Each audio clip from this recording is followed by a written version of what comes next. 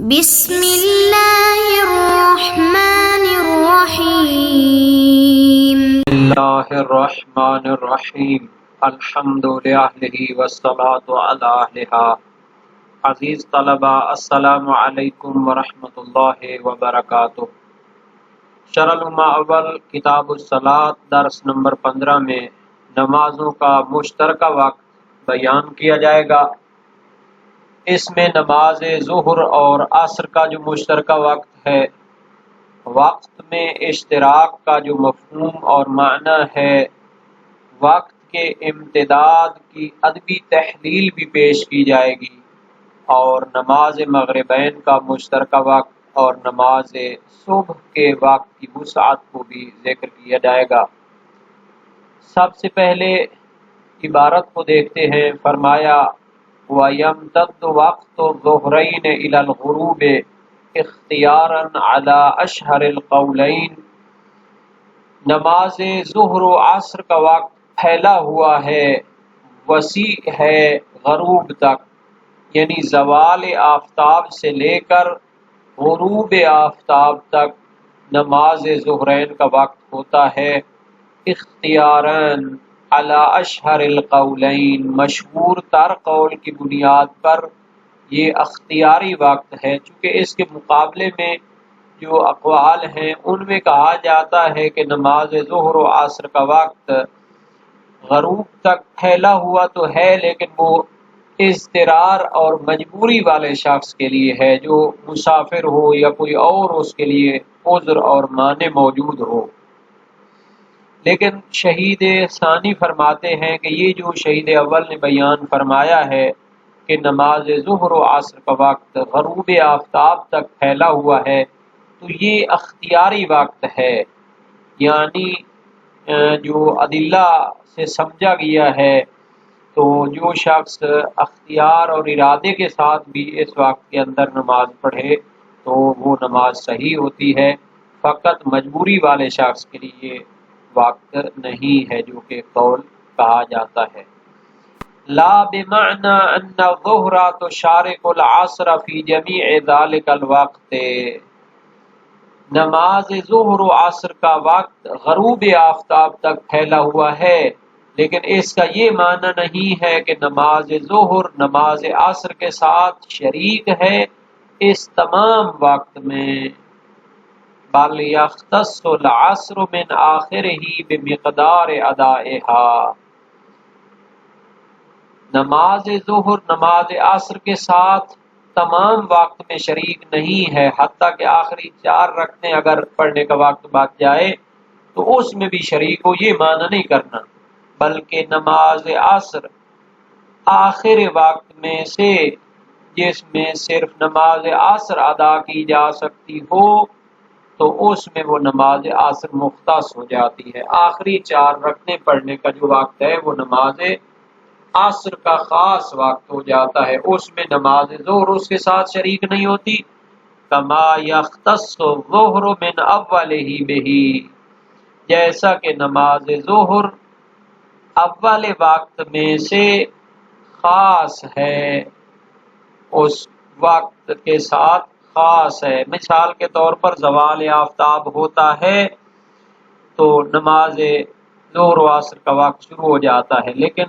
پہلی 4 رکعتیں جس میں پڑھی جا سکتی ہیں تو وہ نماز ظہر کا مختص وقت ہے، اس میں نماز عصر نہیں پڑھی جا سکتی۔ تو یہ جو نماز ظہرین کا وقت زوال سے لے کر غروب تک وسیع ہوتا ہے اور پھیلا ہوا ہوتا ہے، تو اس کا معنی یہ کرنا ہے کہ آخر میں سے 4 رکعت کے برابر وہ نماز عصر کا مختص وقت ہے، اور اول وقت جب زوال آفتاب ہوتا ہے تو 4 رکعتوں جتنا جو وقت ہے وہ نماز ظہر کا مختص وقت ہے۔ وَإِطْلَاقُ امْتِدَادِ وَقْتِهِمَا بِاعْتِبَارِ كَوْنِهِمَا لَفْظًا وَاحِدًا إِذَا امْتَدَّ وَقْتُ مَجْمُوعِهِ مِنْ حَيْثُ هُوَ مَجْمُوعٌ إِلَى الْغُرُوبِ۔ تو ان دونوں کے وقت کا وسیع ہونے کا استعمال کرنا یہ اس اعتبار سے ہے کہ یہ دونوں ایک لفظ کے ساتھ ان کو تعبیر کیا گیا ہے، چونکہ ان کا جو مجموع وقت ہے، کلی طور پر جو وقت ہے وہ مشترک ہوتا ہے، غروب تک وہ جاتا ہے، اگرچہ کہ شروع سے 4 رکعتیں وہ شروع سے نماز ظہر کے ساتھ خاص ہوتی ہیں اور آخر سے نماز عصر کے ساتھ خاص ہوتی ہیں۔ تو یہ جو کہا جاتا ہے، یہ جو تعبیر ہے، یہ دراصل شہید اول کی ایک تعبیر ہے ذکر شیعہ میں، کہ وہ اس کو جو ہے نا جی قرار دیتے ہیں کہ یہ مجاز ہوتا ہے، اور اس کو ہم اطلاق حقیقی قرار نہیں دے سکتے، تو شہید گویا کہ اس کو ناقد کرنا چاہتے ہیں کہ اس طرح اطلاق ہوتا ہے کہ دونوں کا وقت وہ وسیع ہو، پھیلا ہوا ہو،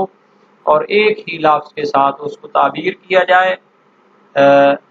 چونکہ ان کا مجموع وقت من حیث المجموع وہ غروب تک پھیلا ہوا ہوتا ہے۔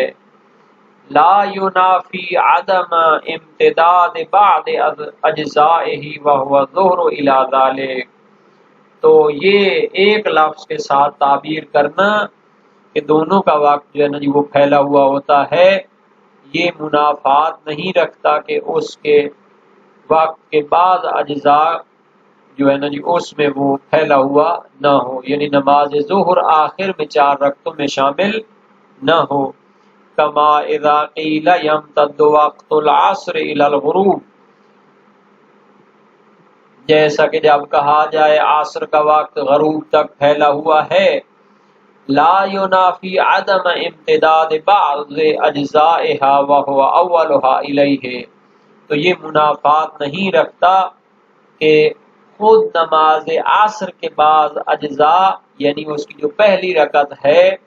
تو وہ پھیلی ہوئی نہیں ہوتی، الیہ اس کے لیے، یعنی عدم امتداد غروب تک نہیں ہوتا، یعنی نماز عصر کے لیے آخری 4 رکعتیں وہ پھیلا ہوا وقت ہے، لیکن اس کا یہ معنی نہیں ہے کہ اس کی پہلی رکعت پھر غروب میں جا کر پڑھنی ہے یا بالکل اینڈ پہ جا کے پڑھنی ہے، بلکہ آخر میں جب 4 رکعتوں کا وقت بچ جائے تو پھر نماز عصر پڑھنی چاہیے، تو نماز عصر کی جو پہلی رکعت ہے وہ غروب سے پہلے ہوگی، تو وہ غروب تک نہیں جائے گی، دوسری رکعت اس سے کے بعد ہوگی اور وہ آخری 2 رکعتوں سے پہلے ہوگی، تیسری رکعت جو ہے وہ ان کے بعد ہوگی لیکن آخری رکعت سے پہلے ہوگی، اور غروب تک پھیلا ہوا ہے یعنی آخری جو 4تھی رکعت ہے وہ غروب کے ساتھ ملی ہوئی ہوگی۔ تو اس طرح یہ جو تعبیریں ہوتی ہیں یہ حقیقی تعبیریں ہوتی ہیں، ادبی تعبیریں ہوتی ہیں، لیکن ان کا معنی جو ہے نا جی باقی احکام کی روشنی میں کرنے کی ضرورت ہوتی ہے۔ وَحِينَئِذٍ فَإِطْلَاقُ الْإِمْتِدَادِ عَلَى وَقْتِهِمَا بِهَذَا الْمَعْنَى بِطَرِيقِ الْحَقِيقَةِ لَا الْمَجَازِ، اس طرح جو ہم نے معنی بیان کیا ہے کہ دونوں کا وقت من حیث المجموع وہ مشترک ہے اور پھیلا ہوا ہے، لیکن شروع میں 4 رکعتیں وہ ظہر کے ساتھ خاص ہیں، آخر میں 4 رکعتوں کا وقت وہ عصر کے ساتھ خاص ہے، تو یہ اطلاق اور لفظ امتداد کا استعمال بے طریق الحقیقت، اس کو استعمال حقیقی کہتے ہیں، لال مجاز، یہ استعمال مجازی نہیں ہے کہ لفظ کو آپ نے حقیقی اور موضوع لا معنی سے ہٹا کر کسی مجازی معنی میں استعمال کیا گیا ہو، ایسا نہیں ہے۔ واقعاً وہ جو وقت ہے وہ امتداد رکھتا ہے، پھیلا ہوا ہے، لیکن دوسرے احکام کو ساتھ ملانے سے شروع میں 4 رکعتوں جتنا وقت وہ ظہر کے ساتھ خاص ہے اور آخر سے نماز عصر کے ساتھ خاص ہے۔ یہ نظریہ جو مجاز کا ہے یہ شہید اول نے اپنی کتاب ذکرہ میں بیان کیا ہے، اور وہ کہتے ہیں کہ یہ جو کہا جاتا ہے کہ نماز ظہر و عصر کا وقت غروب تک پھیلا ہوا ہے تو یہ مجاز ہے، یا تو کل اور جز کا اس میں وہ علاقات ہوتے ہیں، مجاز کے قرائن ہوتے ہیں، یا یہ پایا جاتا ہے یا پھر اطلاق جو ہے کل کا کہ مجموع ظہر و عصر جو ہے اس پر کیا جاتا ہے، یا پھر علاقہ مجاورت ہے، یعنی چونکہ نماز ظہر ایک دوسرے کے ساتھ قریب قریب ہیں تو پھر ایک کا دوسرے پر اطلاق ہو جاتا ہے۔ تو شہید ثانی نے اس کو قبول نہیں کیا، وہ کہتے ہیں کہ یہ اطلاق حقیقی ہے، اس میں مجاز کی کوئی وجہ نہیں ہے۔ جس کے کچھ اجزاء ہوتے ہیں تو اس کا اس طرح اطلاق جو ہے نا جی وہ کیا جاتا ہے عرف میں، اور وہ صحیح ہوتا ہے، اور اس میں مجاز گوئی کی بھی ضرورت نہیں پڑتی۔ اطلاقا لحکم بعض الاجزاء علی الجمیع، یعنی یہ اطلاق مجازی نہیں ہے کہ بعض اجزاء کے حکم کو تمام پر کیا جائے، اطلاق کیا جائے، یعنی وہ جو بعض اجزاء کا حکم تھا اس کو تمام پر ہم نے اطلاق کر دیا ہے۔ امتداد کا جو حکم ہے وہ تو نماز عصر کا جو آخری چار رکھتے ہیں تو وہ تو نماز عصر جز کا وہ حکم تھا، اس کو ہم نے تمام کے لیے جو اطلاق کی ہے تو یہ مجاز ہو جائے، تو یہ ایک اس کی وجہ بیان کی گئی ہے۔ وَنَحْوِ ذَلِكَ، یعنی مجاورہ کے علاقہ کے تحت یہ اطلاق کیا جائے تو یہ نظریہ ٹھیک نہیں ہے، بلکہ یہ جو اطلاق ہے وہ حقیقی ہے، اور عرف کی نگاہ میں ایسا اطلاق درست ہوتا ہے۔ پس اس پوری بحث کا خلاصہ یہ ہو گیا کہ شہید اول نے جو تعبیر کیا ہے وقت ظہرین وسعت رکھتا ہے غروب تک، ایک ہی لفظ کے ساتھ اس کو استعمال کیا ہے، تو یہ ایسے ہے کہ جیسے ایک مرکب چیز کا ہم استعمال کرتے ہیں اور اس مجموع مرکب کا جو حکم ہوتا ہے اس کو مد نظر رکھتے ہوئے اس کا استعمال کرتے ہیں، اس میں پھر مجاز گوئی نہیں ہوتی، اور اس میں جو مثلا تعویلیں وغیرہ کی جاتی ہیں وہ بھی مد نظر نہیں ہوتی۔ تو یہ اطلاق امتداد اور وسعت ہونے کا وقت میں اس معنی میں حقیقت ہے، نہ کہ اس کو مجاز قرار دیا جائے گا۔ اب نماز عشاء اور نماز ظہر و عشاء اس کو کہنا چاہیے، اور صبح کے وقت کی وسعت کو بھی بیان کرتے ہیں۔ وَوَقْتُ الْعِشَاءَيْنِ إِلَى نِصْفِ اللَّيْلِ مع اختصاص العشاء من آخرہ بمقدار ادائہما علی نحو ما ذکرناہ فی الظہرین۔ نماز عشاءین کا جو وقت ہے اس کی بھی جو امتداد اور وسعت ہے یہ اسی طرح ہے جس طرح نماز ظہر میں کہا گیا ہے، اور نماز مغرب و عشاء کا وقت پھیلا ہوا ہوتا ہے نصف شب تک، یعنی اختیاری طور پر یہ پھیلا ہوا ہوتا ہے، اور اس کو یہ نہیں کہہ سکتے کہ مجبور اور اس کو کہتے ہیں کہ مضطر کے لیے ہو، بلکہ یہ اختیاری طور پر ان کا وقت ہے۔ اچھا، اس کے پھیلے ہوئے ہونے کا معنی یہ نہیں ہے کہ پھر نماز مغرب نصف شب میں فقط 4 رکعت کا فاصلہ رہتا ہو اس وقت بھی پڑھی جا سکتی ہے، بلکہ آخر میں 4 رکعتوں کے برابر نماز عشاء کا خاص وقت ہوگا۔ مع اختصاص العشاء من آخرہ، حالانکہ آخر وقت میں بمقدار ادائہا نماز عشاء کو ادا کرنے کی مقدار جتنا جو وقت ہوتا ہے وہ نماز عشاء کے ساتھ خاص ہوتا ہے، علی نحو ما ذکرناہ فی الظہرین، جیسا کہ ہم نے نماز ظہرین کا وقت امتداد کرتا تھا غروب تک، تو ہم نے بتایا کہ آخر میں 4 رکعتوں جتنا جو وقت ہوتا ہے وہ ایک نماز کے ساتھ خاص ہوتا ہے، اور شروع سے نماز ظہر کا خاص وقت ہوتا ہے، اسی طرح یہاں بھی شروع میں 3 رکعتوں کا جو وقت ہے وہ نماز مغرب کے ساتھ خاص ہوگا۔ وَيَمْتَدُّ وَقْتُ الصُّبْحِ حَتَّى تَطْلُعَ تطلع الشمس علی افق مکان المصلی، اچھا نماز صبح کا وقت پھیلا ہوا ہوتا ہے طلوع آفتاب تک، طلوع آفتاب علی افق مکان المصلی، جس جگہ پر انسان نماز پڑھنا چاہتا ہے جب اس کی افق پر وہ سورج طلوع ہوگا تو پھر وہاں پر نماز صبح کا وقت ختم ہو جائے گا، طلوع آفتاب مراد ہے۔ وَإِن لَمْ تَظْهَرْ لِلْأَبْصَارِ، اگرچہ کہ وہ آنکھوں کے لیے ظاہر نہ ہو اور آنکھوں کے سامنے نہ آئے، لیکن اگر افق پر وہ طلوع ہو چکا ہے تو پھر نماز